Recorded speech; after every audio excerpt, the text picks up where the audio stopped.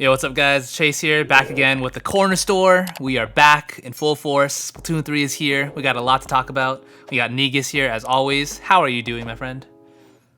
I'm doing good, man. How you doing? I'm doing very well. Been playing the game literally nonstop. Okay, that's not true. I know, I have stopped a little bit, but I'm not S plus 14 like some people are. You are insane, man. But yeah, man. So today, I want to talk to you about a topic that some kind person from your chat gave us. Turtle Lamb here. Not loyal. Turtle Lamb asks, what does Splatoon 3 mean for newer players, such as casual and genuine fans? So, for people like us who have grinded this game for so long, of course it means a lot to us. Because it's a new game and it's new specials, new everything. So Right. yeah, of course it's gonna mean a lot to us. But what does it mean for a more casual, lesser fan, I guess you could say? And we discussed this before, but now that the game's actually out, we can fully talk about it. So I want to hear your thoughts first. Like, what do you think of what do you think a newer person would think of this game? So I think that they would wonder what's going on, especially if they didn't play. Is this for people that haven't played, like both? Yeah. Well, I guess both. Like, it could be people who haven't played ever, or people who are just very, very, very casual fans who haven't played very much of the previous two games. So since the beginning, the install base of the Switch has definitely gone up, and I think there's a lot of people that didn't get into Splatoon 2 because maybe they were like, oh, the game's 3 years old, we're not going to know what's happened, or 2 years old, or whatever it is. I think that this gives a lot of new players an opportunity to actually play this game now, and a lot of people will actually give it a chance. Whereas maybe in the beginning, some people might have felt like, oh, I had Breath of the Wild, I played a game that wasn't continuous. Now it's a whole new fresh game where you get to start at the beginning with Splatfest. You get to start at the beginning with a new rank system, new weapons, stuff like that. So yeah. Okay. So you're saying that you think that people are more likely to buy the game because it's not in the whole hype of the Switch's launch. There's not as many other games around, so people are more inclined to buy it. No, it's more what I'm saying is that there might be some people there's been a lot of Switches that have been bought in the past few years. And after 3 years or so, some people may not have decided not to pick up the game because they were afraid that this game was coming. So I think those people are now going to be the first people to be yo, I really want to play Splatoon 3. So, yeah. For what I've been seeing, it does seem like there are quite a bit of new players. I think so also. Yeah. All right, so let's say, do you think that if someone new is playing the game, they're going to be more inclined to keep playing?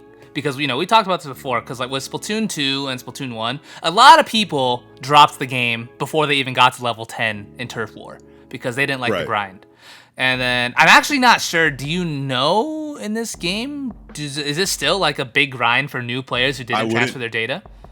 I wouldn't know actually no. There was one person one of my mods actually definitely said that it is a grind if you do not change over. So yeah, I think it's still there. It's just that they didn't do it. Nintendo is very, very pretentious, or they want things a certain way. They're okay, we'll allow the new players or the new old players to skip that whole thing because they complain about it. But to everybody else, now you gotta go through the ringer, man. It's there. But don't you think that's gonna probably deter some people from playing? Oh, I agree 110%. I think they're hoping that people will like it, but for some reason that's their way of, it's just how Nintendo is. That's how they like it, man. I don't know why. There's certain things that they are not willing to let go. All right, man. So that's kind of one side of it, but there's another thing we haven't really talked about yet, and that is, of course, the new story mode. And I think that's something people are going to jump into right away, probably, especially newer players. They're probably going to try that first, to be honest with you.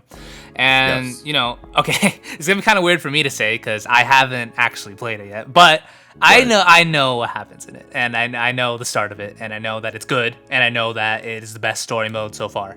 And okay, It's the best story mode so you've far. played it, so you know without getting into spoilers, you could talk a bit more about it. But like, is the story mode something that you think if a new player comes in and they try that out, you think they're gonna be inclined to like keep playing? They're gonna go try and Yes. 100% it. They're gonna try and be inspired to go in Yes. multiplayer. Yes. I think that like it's such a better experience. It's actually fun. Like as a person that just played Splatoon 2 story after 5 years, and that was a slog fest. Now playing this one, it was like, oh wow, this is actually a nice adjustment. They did some nice twists to the game. They've like even to a point that they like there is something to be said about like the difficulty a lot of people have said about that. I think that it's at a good like they did a good job with it because they didn't put it on like the main path. But now if you go back and like you're like, all right, let me like play the actual like everything else that's there, it gets harder. And I would say that as you progress the story, also they're trying to teach you situations that you come across with in like the multiplayer. So I have to give them credit. Oh, cool, cool. I didn't know that. So like, it actually prepares you. They're trying to, and you can see that more here. Like there's still like dumb other antics, but you can see that they're trying to like show this is how the game more works. This is like things that you can do to like try to be a little bit better for like for like the new player. That's really it. Yeah. Yeah, speaking of multiplayer though, I think that they have done a lot of things, besides what we were just talking about with like the whole grind from the middle. But like if you do make that grind and you get all the way up, I think they have done a Right. lot of things to make people more inclined to stay once you get into ranked. Like Okay.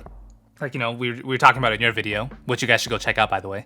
Link will be in the Definitely should. description. Yeah, but like anarchy battles and just low stakes open battles for anarchy also, it's not frustrating. I mean it can be of course, but it's nowhere near the level of frustrating that Splatoon 2's was. It was. Yeah. And then I know for a fact Splatoon 2's ranking system made a lot of people stop playing the game.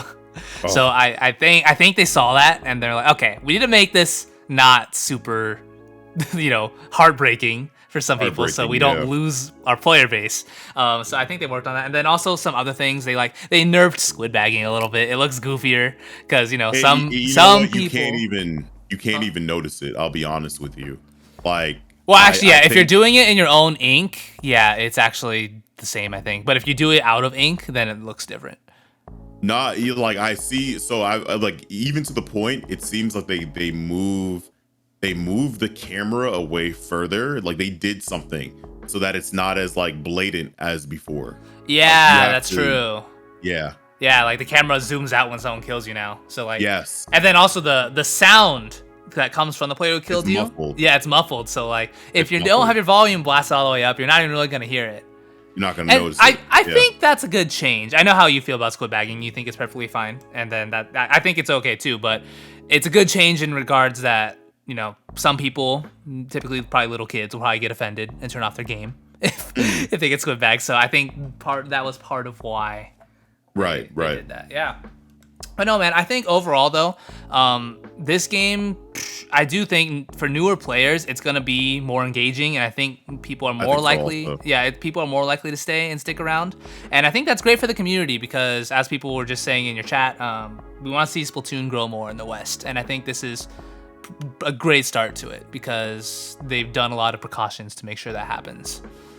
Yeah, I'll have to say like I will say something about like the aspect for the casual, and I have a question down the road that I'm wondering if this game is going a direction where like it's actually going to be like really hard. Like if you practice, I feel like you're gonna get something out more in this game. Whereas like if you practice a certain type of scenario, like say for instance, if you're a Ray bot or whatever, I feel like that is kind of gone.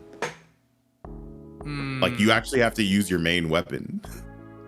Oh, I see what you're saying. Yeah. Well, this game definitely has more of a skill ceiling, that's for sure, with the squid roll and squid surge and stuff like that.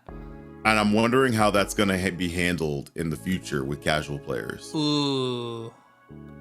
Well, That's my one worry.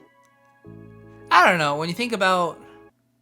Okay, this is going to be kind of a weird analogy, a weird comparison, but you Okay. know, Smash, that's very high skill ceiling, right? But a ton of people still play that. Can I be honest with you? The people that are looking to play Smash casually don't even play the game. The games are played two different ways, Okay. like completely differently. Like if you're playing Smash with items and like the pure way to play Smash as a party game, you'll never realize what it's like to play 1v1 in like the Smash way, genuinely. Okay. Okay. That's fair. That's fair. Yeah, man. Well, your point, yeah, it's good. I don't think it'll like it'll like, you know, make people not want to play the game, but it could potentially be an issue because of the skill ceiling. But no, I don't. I'm wondering if they might have put themselves into that trap. So we'll see. That's something that we can't tell right now. Don't try to figure it out. Yeah. But we'll see in the future. It's just something to think about. So Yeah. I got one more question for you before we end it off here. Okay. Is there anything you think that we could do as, you know, like bigger people in the community, and not just us, other content creators too, other figures? Right. So anything we could do to make it a better experience for these newer players? I think it's at this point it's more of like finding ways. I don't really think I think it's more just content. Like I feel like I've noticed that a lot more people have come around to the game because of content creation. Like a lot of people come to my channel because of it. So I think it's more just like I think in this game, I hope that a lot more people do tutorials, how to play the game, how to get better at the game. I'm really hoping that content starts to shine through a little bit more, in my opinion. So yeah. Yeah, I think if we just, as content creators, we focus more on like intro guides and stuff, like, you know, how to get started in Splatoon 2, how to use this weapon, how to do that, rather than, and I'm guilty of this too, rather than just making guides for people who have already played the previous games. Because I feel like a lot of people are doing that. Like, we'll make guides, but, you know, it's meant for people who already kind of know what we're talking about. But we got to make guides where, you know, we treat it as if we're talking to someone who's literally brand new to the game. And I think that's going to be a way to entice more people to be interested. Because some people are going to stumble upon those videos, and then if like we're talking as if we're talking to someone who already knows what they're doing, then people are just going to click off because it's not going to make sense to them. But if we advertise it in a way where it's brand new and like, you know, people don't know what they're talking about, then yeah, people are going to probably be interested in the game. So I agree. Yeah, that's definitely something we could do. But yeah, man, is there anything else you'd want to add?